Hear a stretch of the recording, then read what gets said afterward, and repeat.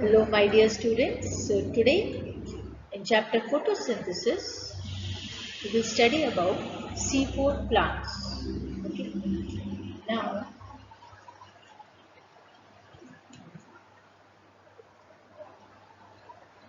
see, C4 plants, that is in certain tropical plants, carbon dioxide is not directly absorbed by rubisco. Why? Due to low concentration of carbon dioxide. So in these conditions, they follow another pathway. And in this pathway, means the new one, here the first stable compound is oxaloacetic acid. And this oxaloacetic acid is 4 carbon containing compound. That's why this is also called as C4 pathway. So when there is a low concentration of carbon dioxide, so that time the C4 pathway will take place. Now plants like maize, sugarcane, jawar, etc. they have this type of pathway, C4 pathway. Because in earlier video I have explained about the C3, isn't it? Now these plants means which one? Maize, sugarcane, jawar. They show C4 pathway, and one very important thing, they have special type of anatomy, and that anatomy is called Cran's anatomy. Now two scientists, Hatch and Slack, they explain the entire series of reactions that takes place during the C4 pathway or C4 cycle. Now here, that's why this C4 pathway is also called as Hatch-Slack pathway or HSK pathway. Fine. So Hatch-Slack pathway or HSK pathway or C4 pathway, they all are the same, and they takes place in the plants such as maize, sugarcane, jawar, because these plants they have the special type of anatomy, and that is called Cran's anatomy. Fine. So now we will study in detail about first of all Cran's anatomy, and then I will explain what is C4 pathway or what is HSK pathway. So the first one we will study about Cran's anatomy. Now here you can see this diagram, Cran's anatomy. So whenever we take the section of the leaf, we see such parts, that is upper epidermis, here the lower epidermis is having the stomata. Okay, these are the mesophyll cells. Now if you have seen that when we take the section of the leaf, we find that there are two types of mesophyll cells are present, that is palisade and the spongy. Fine. Now what happened in the case of the Cran's anatomy? Here you can see that mesophyll is not differentiated into palisade and the spongy tissues. It is homogeneous. Here you can see from here to here all same types of tissues, that is not differentiated into palisade and spongy one. So they are homogeneous. Now here in the center, that this vascular bundle, each vascular bundle is surrounded by a ring of radially arranged bundle sheath. Here this one is the cells of bundle sheath. Here you can see. Okay. So vascular bundle surrounded by the cells of bundle sheath. Now these cells contain a granule type of chloroplast. A granule means without the grana. So these bundle sheath cells, they have the chloroplast which is not having the grana. A granule type of chloroplast. Fine. Now these chloroplasts, they are bigger in size, less in number, and with only stroma. Right? This is all about the cells of bundle sheath. Now the chloroplast in the mesophyll cell, here this one, in the mesophyll cell, this one, these chloroplasts, they contain the grana. Okay, so granule chloroplast. They are smaller in size. Here you can see they are smaller in size, more in number, with large amount of the grana and very less stroma. So here you can see that chloroplast shows dimorphism in the case of C4 plants, because this type of anatomy we can see only in the case of C4 plants. Here the chloroplast is showing dimorphism characteristic. Two type of chloroplast, with grana and without grana. Now the enzyme PEP carboxylase is present in the mesophyll.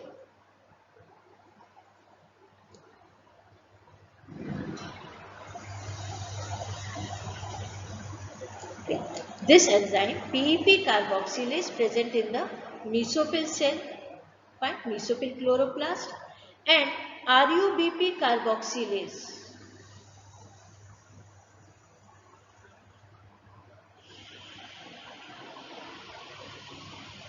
RUBP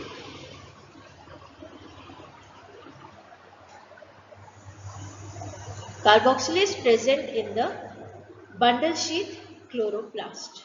So these two enzymes, why I am telling you, because these two enzymes will play very important role in the C4 pathway. Later on when I will explain. Okay. So these two enzymes present in, so PEP carboxylase present in mesophyll cell and RUBP carboxylase present in the cells of bundle sheath, chloroplast of the cells of bundle sheath. Fine.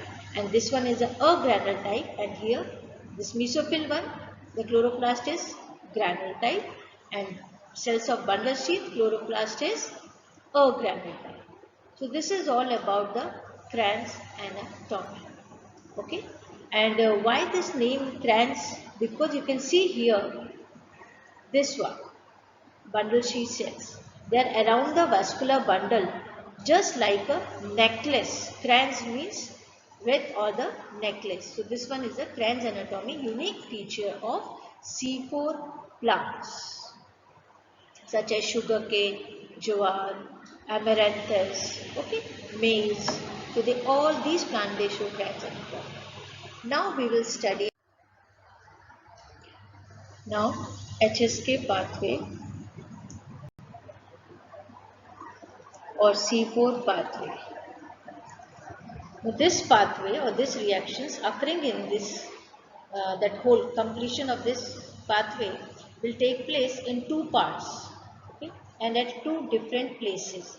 Because just now I explained about the Kranz anatomy, that is chloroplast of the mesophyll cell, which one is a granule, and chloroplast of bundle sheath, which is a granule. So at these two places the reactions will take place, the whole pathway will complete.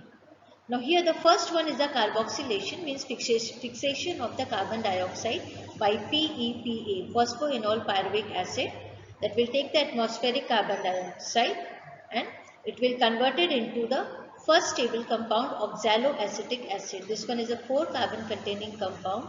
That's why this pathway is also called as C4 pathway. Right? And the enzyme which is used here for the conversion of PEPA to oxaloacetic acid is phosphoenol pyruvic, PEP carboxylase. Because just now before this slide in the Kranz anatomy I have explained that PEP carboxylase enzyme is present in the mesophyll cell, chloroplast of mesophyll cell.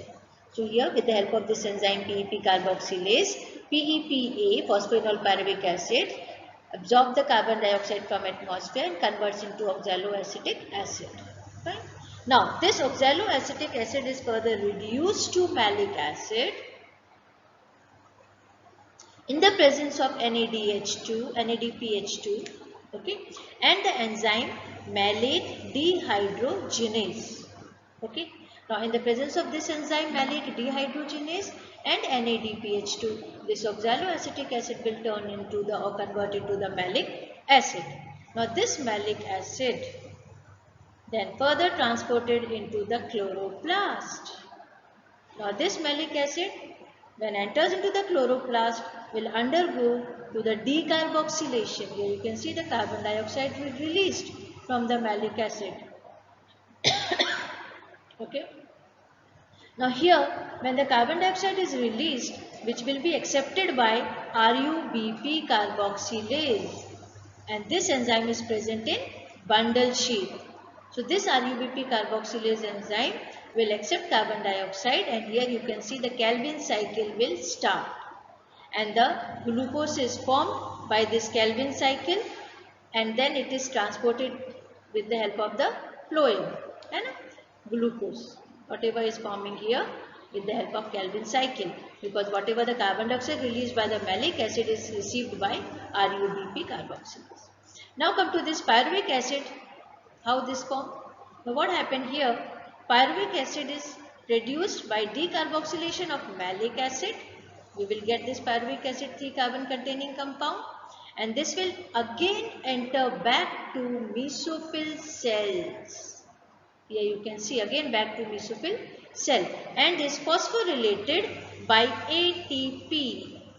Here you can see the utilization of ATP. Okay, so by ATP to form again PEPA, phosphoenol pyruvic acid. Now why? Because this one is the initial acceptor of carbon dioxide, then regenerated to continue this pathway. That's why when it regenerated, then again this pathway will continue. Fine. So this is all about the C4 pathway or HSK pathway, Hatch-Slack pathway. Fine. Now here in this case you can see one thing, that C4 plant, in the case of the C4 plant, carbon dioxide fixation is taking place twice, okay, in 2 different cells. So during the daytime, that is carbon dioxide fixation is taking place by PEPA, and during the night time the carbon dioxide fixation is taking place by RUBP carboxylase with the help of this enzyme, isn't it? So at twice a day that fixation of carbon dioxide is taking place. Now here the C4 pathway has evolved in the arid. So in the arid conditions, plant to maintain the efficiency of photosynthesis under adverse condition. And this, in the case of the C4 plant, means the plants which carry out the C4 pathway, such as the sugarcane, jowar, they are more productive. In the case of C4 plant, you can see here that light reaction taking place in the mesophyll cell. Here, granule chloroplast are presented, while the dark reaction is taking place in the bundle sheath chloroplast, where this one is a granule type. So, these C4 plants, they are very much productive. Now, this is all about C4 pathway or HSK pathway. Now come to the next one, Crassulacean acid metabolism, or we call in a short form CAM. Now, this CAM, what happened in the case of xerophytic plants? Okay. Now here, stomata remain closed during day to check the loss of water due to transpiration. You can see. So mechanism of photosynthesis is different in these plants, in xerophytic plants. And such plants, they have given the name CAM plant, Crassulacean acid metabolism. Now what happened here? In these plants, carbon dioxide is taken up during the night time. Why? Because usually carbon dioxide takes place during the daytime when the stomata is open. But in this case, because they are in the xerophytic conditions, so they close their stomata during the daytime. So they take up the carbon dioxide during night time, such plants. So when the stomatas are open by PEPA and oxaloacetic acid is formed in the presence of enzyme PEP carboxylase. Fine. Now oxaloacetic acid then get reduced to malic acid here, In the presence of malate dehydrogenase, this enzyme and malate gets accumulated during night. This is very important. I will tell you why. See what happened. So during the night time, carbon dioxide is taken up by the PEPA, then oxaloacetic acid is formed, which is converted into a malic acid in the presence of enzyme malate dehydrogenase, and then malate is accumulated in the cell during night time. Fine? This one. Now during day, because whatever just now I explained, this happened during the night time. Now during day when the stomata are closed, then malate undergo decarboxylation. Whatever the malate or malic acid is accumulated during the night time will undergo decarboxylation. And when this one will undergo decarboxylation, what happened? Then get converted into pyruvate. This one that will convert into pyruvate. Now carbon dioxide thus released, that will enters into the Calvin cycle.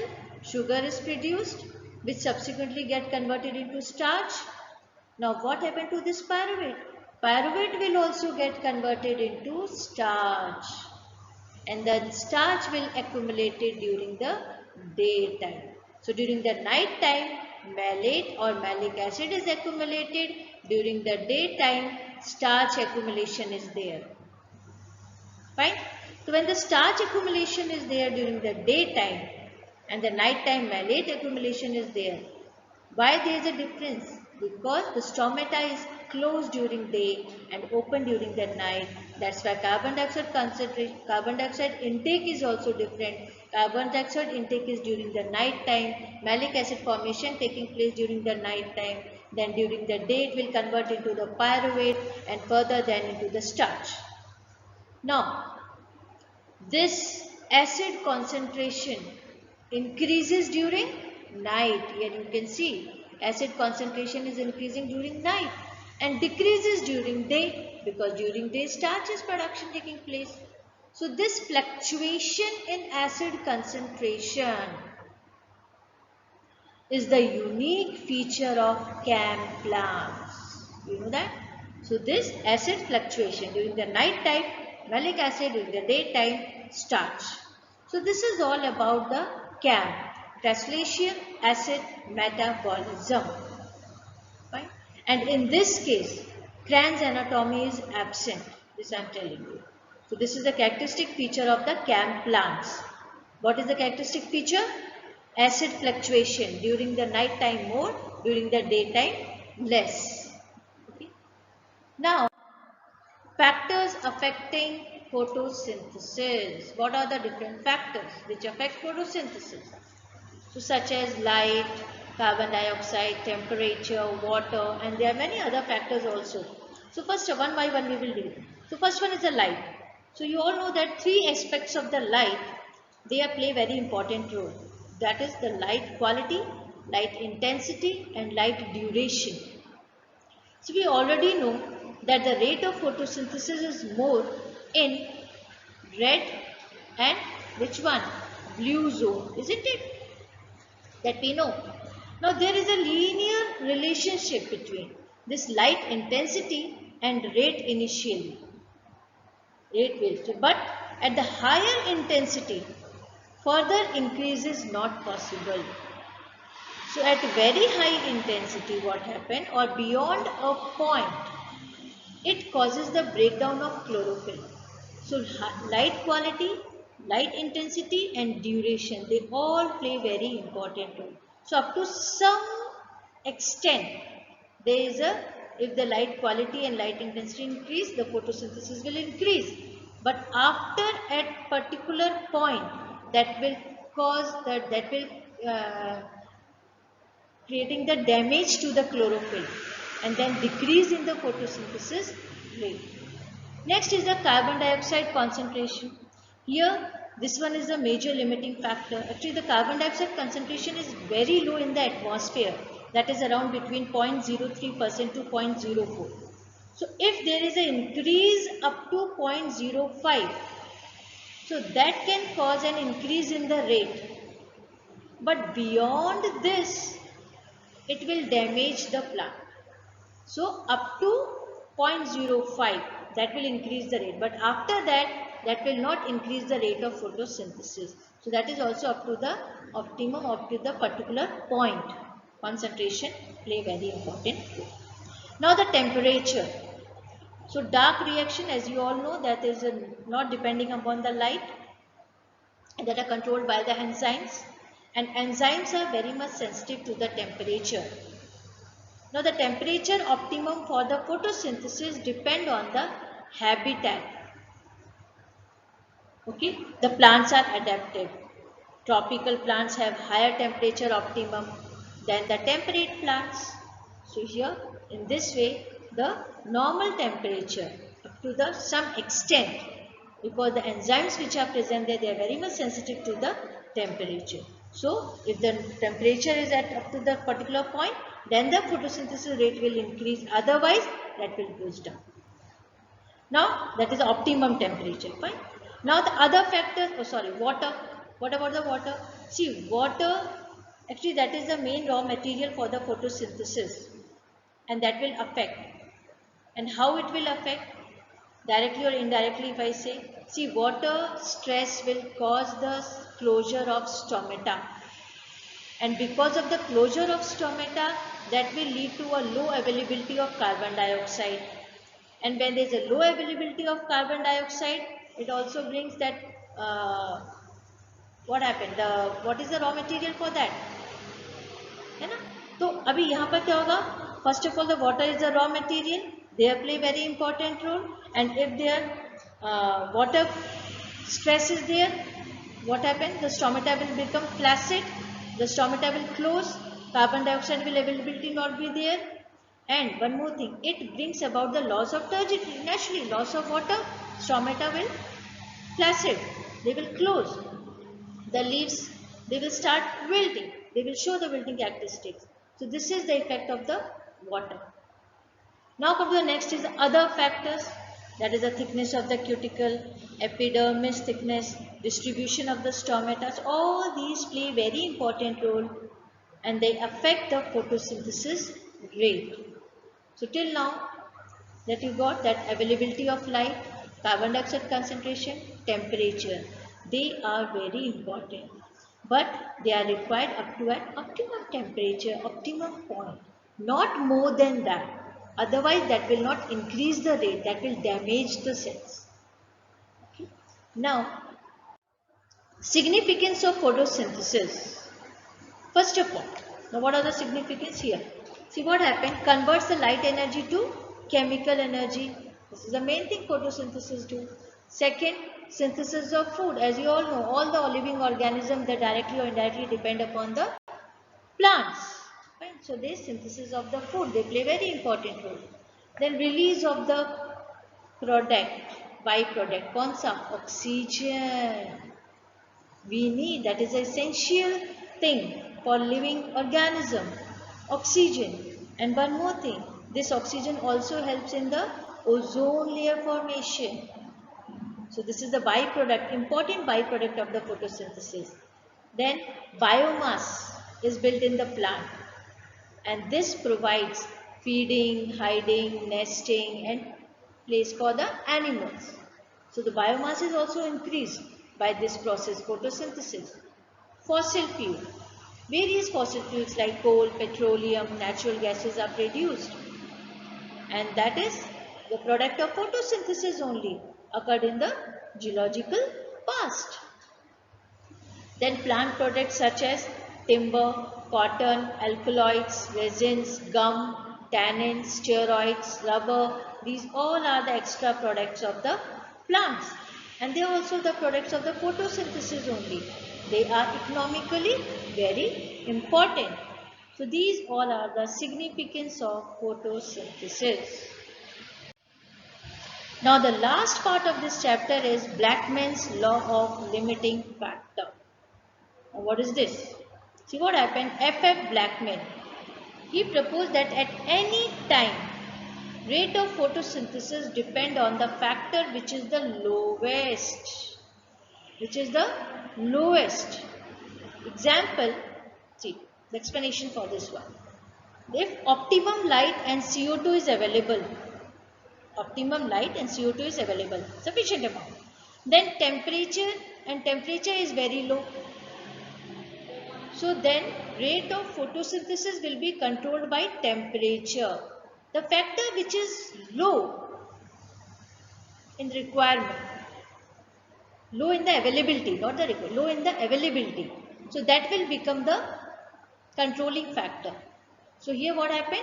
Optimum light is there, carbon dioxide is available, but the temperature is very low. Then the rate of photosynthesis will be controlled by temperature. That is, it will increase with increase in temperature and then decrease with decrease in temperature. लेकिन उसके बाद भी then there will be a steady state up to some temperature, optimum temperature. Then after that, that will not increase. Okay. So here in this case, temperature is the controlling factor. Now, suppose further increase in rate is possible. How? If there is increase in carbon dioxide concentration, rate will increase with increase. Naturally, if we increase the carbon dioxide concentration, then what happened? The photosynthesis rate will also increase. But again, there is a steady state at some point. Requirement is over. After that, if you will increase, that will not increase the photosynthesis. Now, अगर और increase करना है photosynthesis rate, what you will do? If availability of light is increases. So when we are increasing the availability of light, definitely the photosynthesis rate will also increase. So here you can see that at a time, only one factor controls the rate of photosynthesis, and that is called the limiting factor. That's why I said in the starting only that rate of photosynthesis depends on the factor which is the lowest. So that play very important role. So that's why it is called Blackman's laws of limiting factor. Fine. So in this way, this chapter is over, and this one is very important. For 3 marks, sometimes they ask what is Blackman's law of limiting factor. So this rate of photosynthesis depends on the factor which is the lowest at that condition, at that time. Now over. Thank you very much.